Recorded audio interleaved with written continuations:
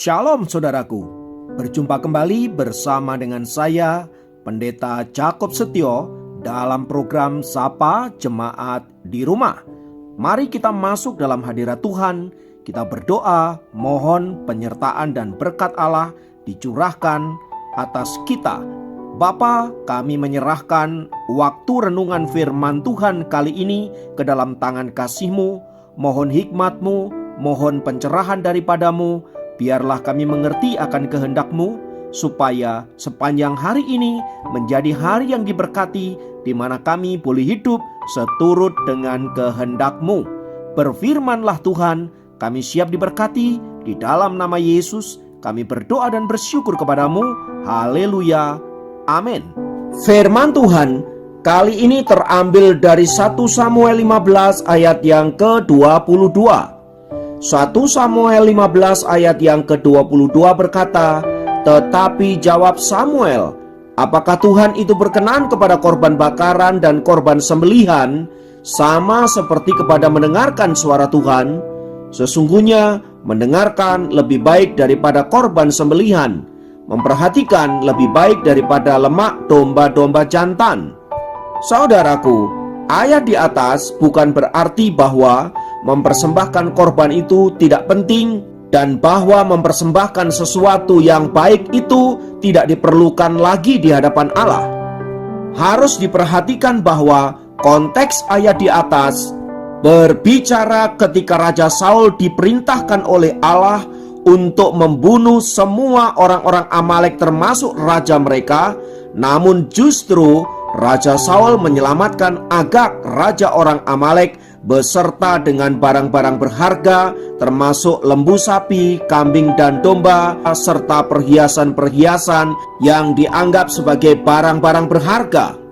Atas tindakan itu, Tuhan menegur Raja Saul lewat Samuel bahwa tindakannya itu sungguh tidak berkenan di hadapan Allah.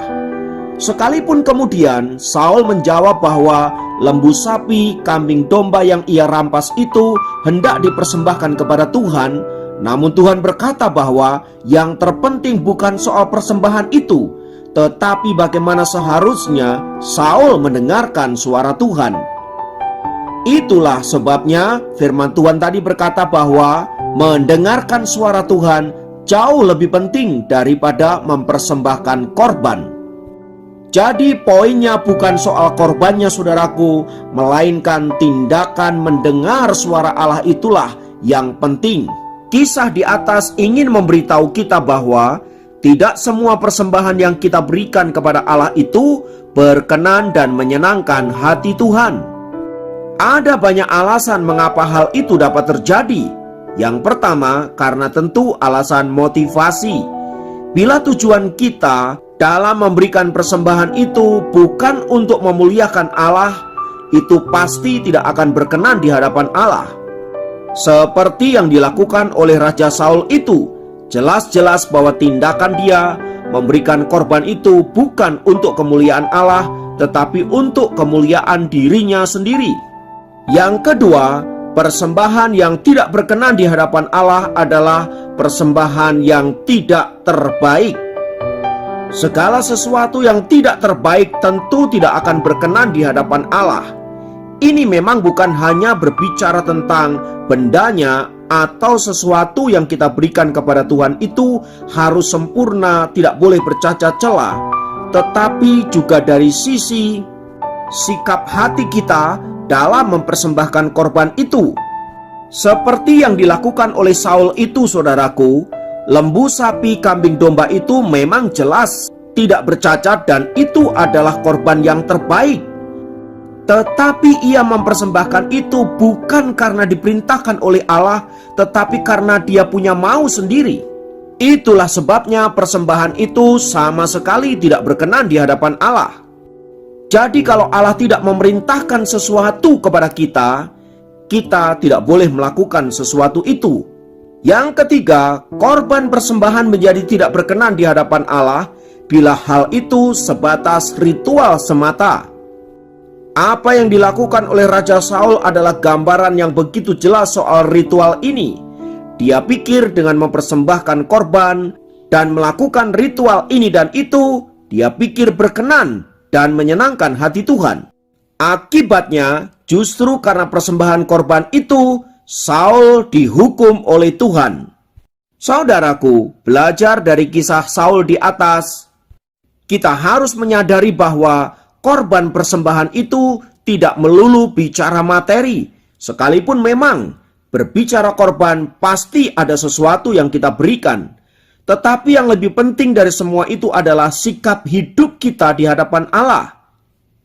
Sikap hidup ini tentu berkaitan dengan ketaatan kita kepada firman Allah yang telah disampaikannya melalui Alkitab yang kita miliki ini. Perintah firman Tuhan itu jelas dan tegas, saudaraku. Namun sayangnya, seringkali seperti Saul tidak mengindahkan perintah Allah, demikian juga orang-orang percaya seringkali tidak mengindahkan firman Allah dan perintah-perintah Allah.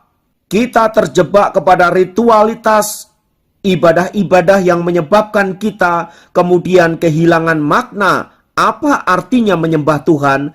Apa artinya mengikut Tuhan?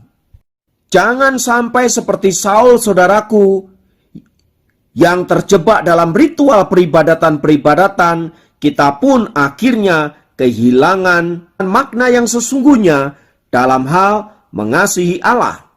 Oleh sebab itu, saudaraku, marilah kita senantiasa mengoreksi diri kita sendiri di dalam pengiringan kita akan Tuhan.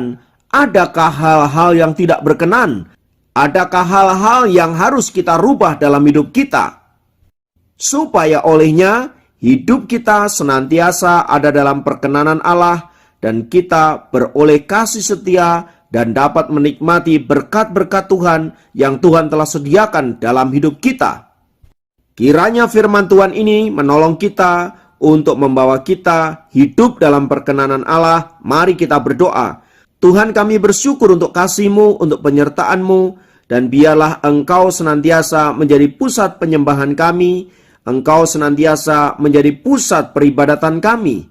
Ampuni jika selama ini kami menyimpang ke kanan dan ke kiri, dan biarlah melalui firman-Mu ini kami dibawa kembali untuk ada di dalam track yang Tuhan telah tetapkan bagi setiap kami. Terima kasih Bapa, terpujilah nama-Mu. Dalam nama Yesus kami berdoa, haleluya, amin. Demikian program Sapa Jemaat kali ini. Sampai jumpa dalam program Sapa Jemaat yang lain. Tuhan Yesus memberkati.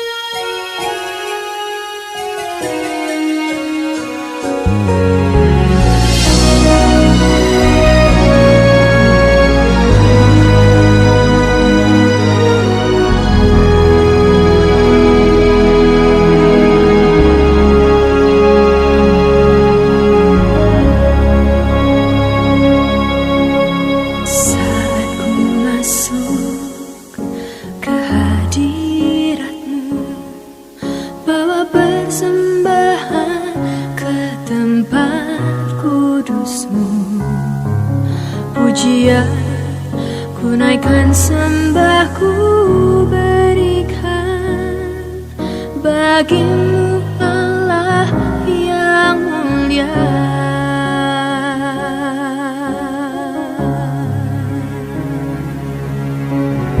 Kau layakkan ku menghampirimu, melihat tahta